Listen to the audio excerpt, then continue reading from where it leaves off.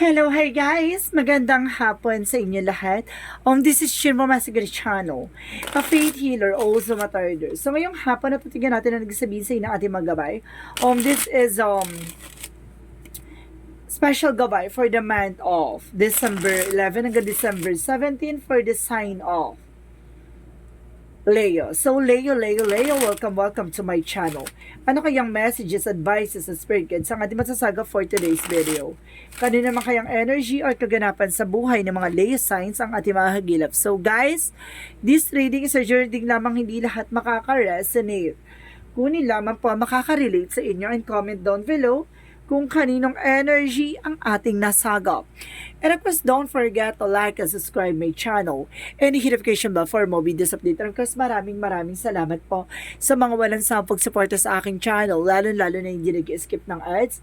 Naway pagpalain po kayo ng Diyos at may kapal, siksik, liglig, nag-uumapa umanambalik sa inyong biyaya. So, umpisahan na natin ang laban for the sign of Leo.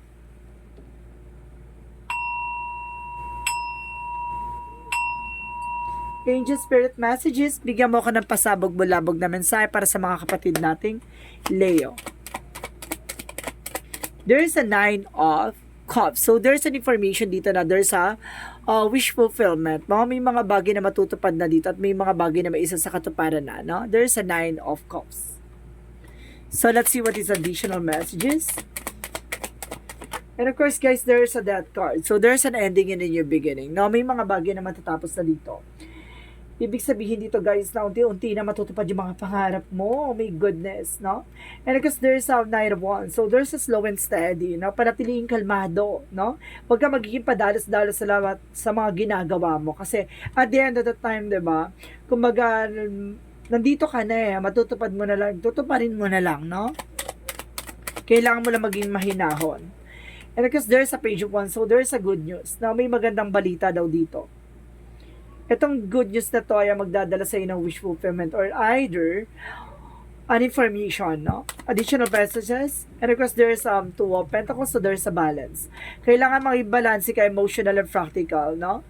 Kailangan always think positive. And of course, sinasabi dito, kailangan positibo ka sa lahat ng eksena mo.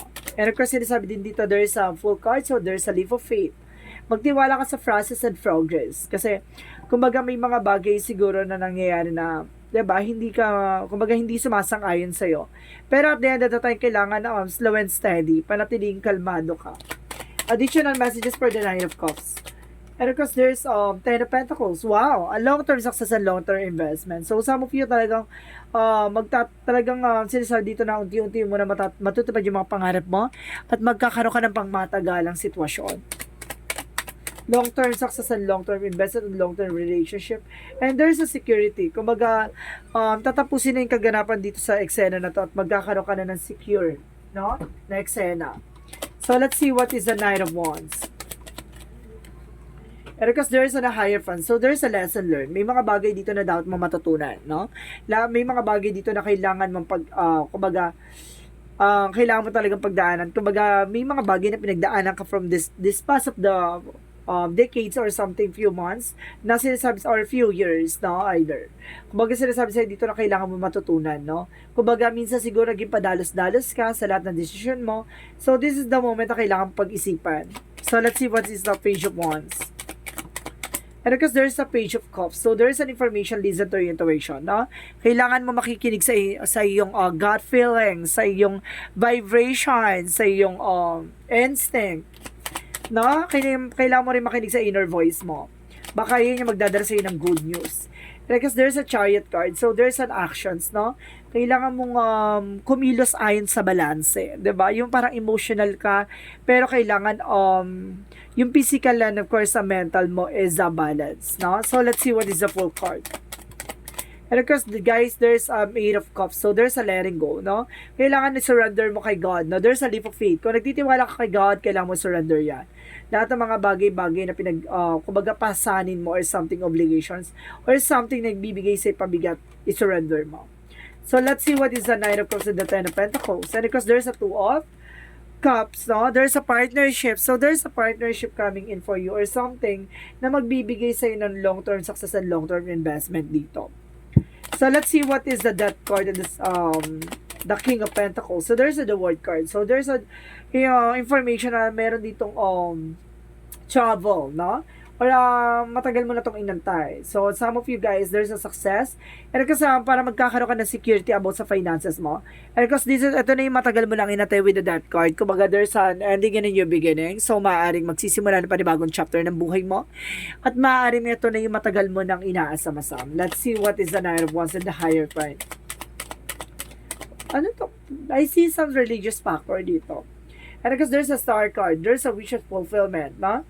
Kumbaga sinasabi sa'yo dito na, magkakaroon ka dito ng, kumbaga wish, kumbaga hope or pag-asa, no? The star card is, healing, and of course, faith, and of course, kumbaga himala talaga. Meron ditong himala or something,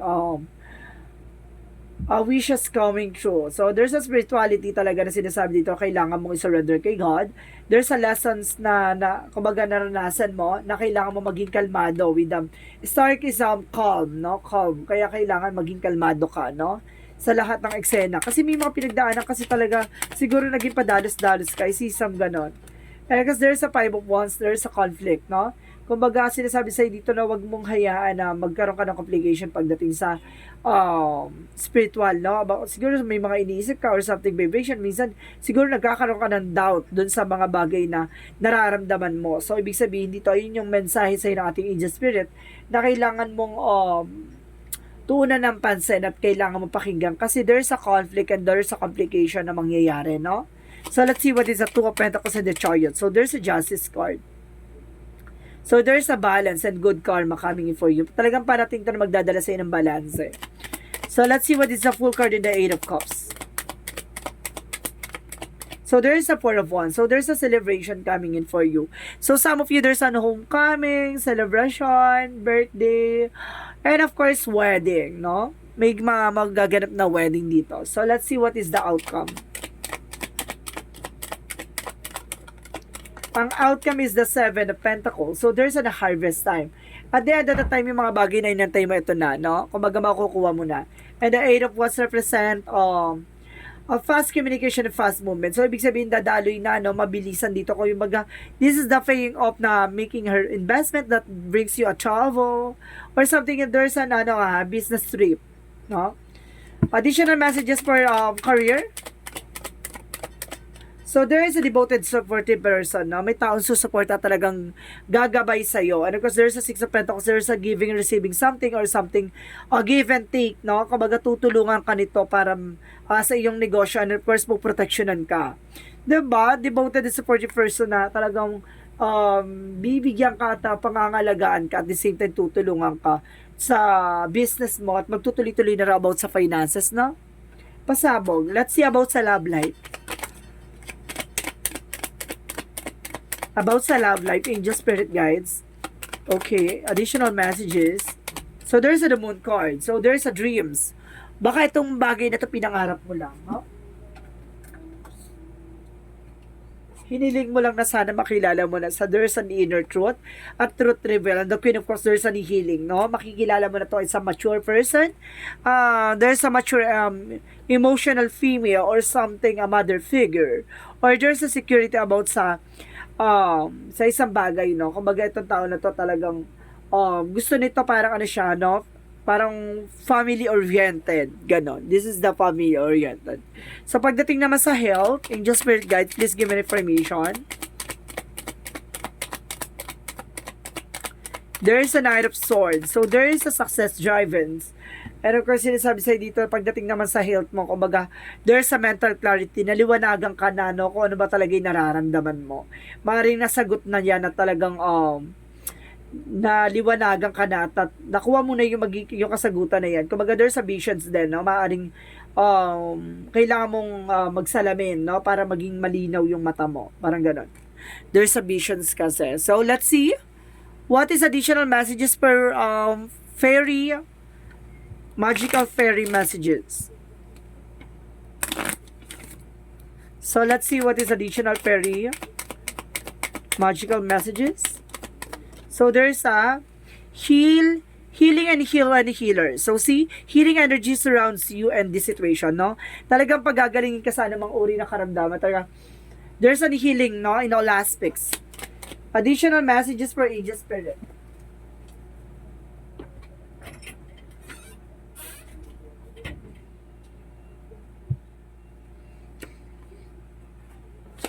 Let's see what is additional messages for Angel Spirit Guides for Yin and Yang.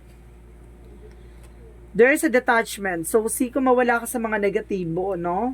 Ano ka sa mga toxic. And there is an heart. Ito yung sinasabi ko, no? Kumbaga, yung pagiging padalos-dalos, no? At ang bilis mo kasi ma-attract sa isang bagay. So, kailangan mo yan, kumbaga, kailangan mo maging mahinahon. And there's a third party or something party. Baka mahilig ka sa mga party. So, kailangan mong kumawala dyan, no? So, let's see what is additional messages for Monsology.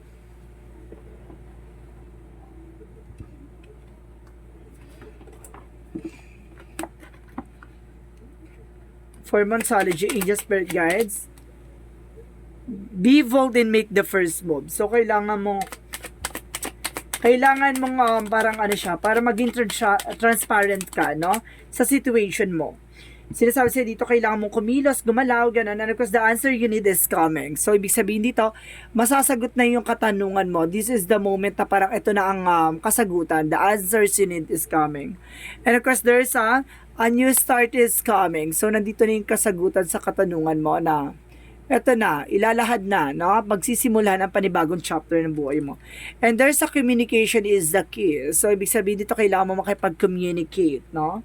Nang para maliwanagan ka sa lahat ng nangyayari sa'yo. Let's see what is the chakra. Let's see what is the chakra messages. There's a victim. Maaring biktima ka, ha? Meron ka ditong parang maaring biktima ka ng investment scam or something. Maaring biktima ka kung ano mang uri yan, no? Biktima ka ng panloloko, no? Parang there's a victim talaga. There's a victim. And there's a faith. Okay, there's a faith. Para sinusubukan ng pananampalataya at tiwala mo dito. No? So, there's a faith. Susubukan dito yung pananampalataya at tiwala mo sa ating gabay. So, let's see what is Archangel Michael.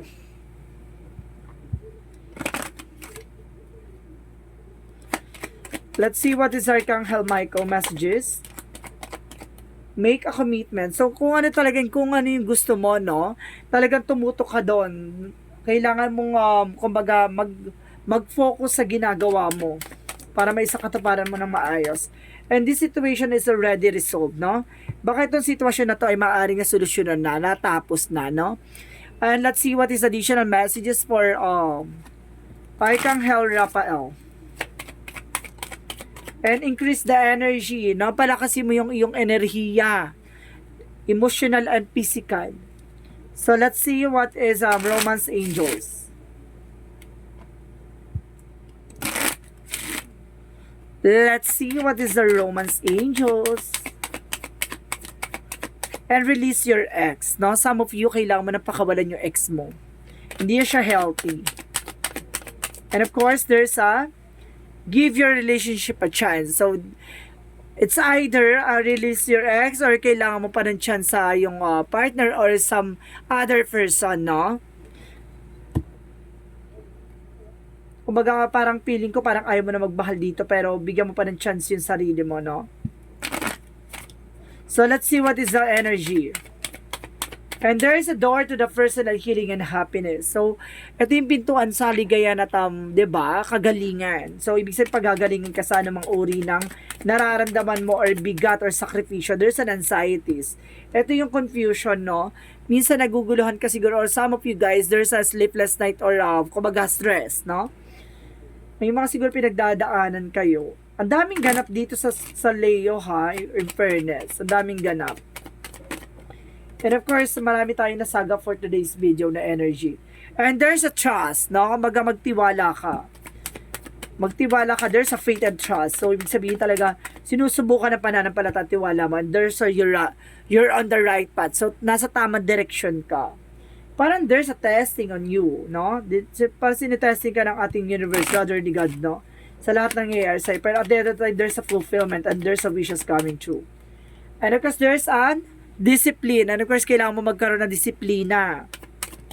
And there's a failure. Now, there's a lot of mistakes na kumbaga may mga bagay na dapat mong natututunan.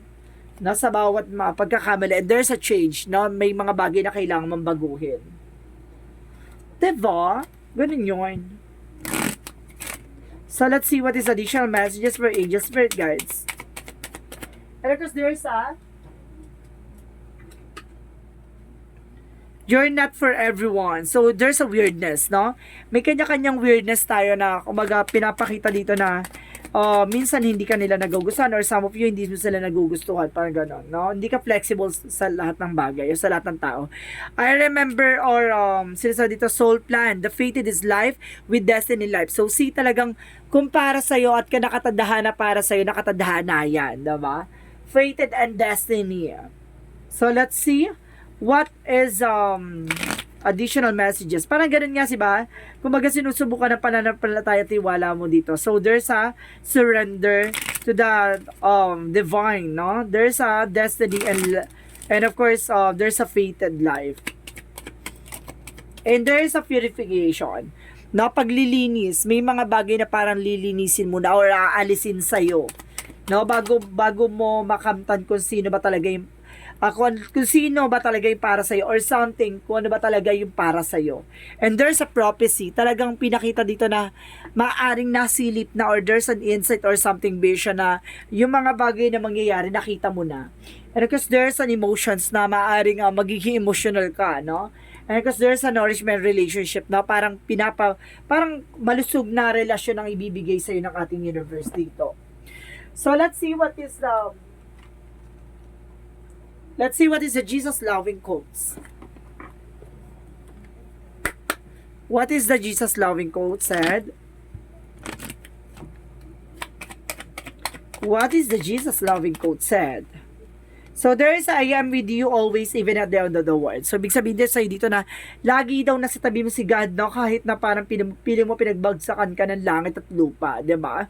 Or pinagsakluban ka ng langit at lupa. Pero sinasabi sa'yo dito, nandyan lang si God sa tabi mo, no? Pinakikinggan at tinitignan yung magiging challenges and journey mo sa buhay mo. Titignan kung hanggang saan kakakapit. So, there's an angel's number, angel's answer, guys. So, mag-isip na kayo kung ano magiging question nyo dito. At bibilang ako ng 3, kailangan nakapag-isip na kayo na question, okay? Okay. 1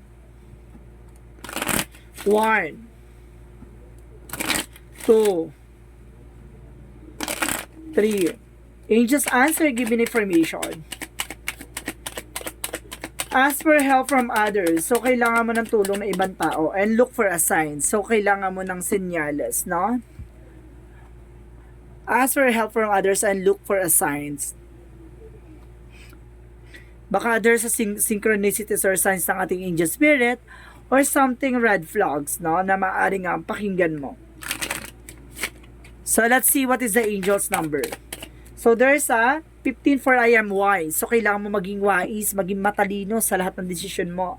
True, your love for others is powerful and you are able to spread your gift of support and of course far and wide. Your curious and social nature brings you in a contact with a variety of peoples all who would benefit from your warm, heartfelt words of wisdom. So, ibig sabihin dito, wise ka, no? Sa mga bagay-bagay or gusto mong, no? Even sa emotions mo, no? Kumbaga, ang bilis mo rin kasing, kumbaga, mababa kasi ang loob mo eh. Ganun yun eh. Kumbaga, kahit na wise ka or something, ganun, kumbaga, mababa pa rin yung mo, mabilis ka pa rin no? Maawa, parang gano'n. So, let's see what is the messages of life. So, there's a forgiveness. No? Sinasabi dito, there's a forgiveness. Today, I bless each soul I've received to have hurt me. I release them to their own greater good. I can now see that my fast provides me with the lessons that help me live more fully in the presence. I no longer struggle with been said and done. I am grateful for every experiences that has brought me here. I find myself with a love and fear and free. So, ibig sabihin dito, kumaga kapatawaran, no? Sa anumang uri ng kasalanan, no? Anumang uri ng pagkakamali. Parang hindi lang sa ibang tao, pati rin sa sarili mo, na kailangan mong patawarin yung sarili mo sa anumang mga pagkakamali or failure na nangyari sa'yo. Kumaga may ganun talaga, kung ibibigay at ipagkakaloob ni God, ipagkakaloob niya. Kailangan mo lang talagang isurrender at kailangan mo lang maniwala na lahat ng mga bagay na binibigay niya at lahat ng mga pagkakamali na nararanasan mo, it's a God plan. So guys, this is special gabay for the month of December 11 hanggang December 17 for the sign of Leo. So Leo, maraming salamat for your wonderful reading. Once again, this is a Chin Rodriguez from Maasaganda channel, a faith healer, also mata reader. So this reading is a general reading lamang, hindi lahat makaka-resonate. Kunin lamang po makaka-relate sa inyo, and comment down below kung kaninong energy ang ating nasagap. Maraming salamat guys, and see you in the next video. Bye-bye and babosh.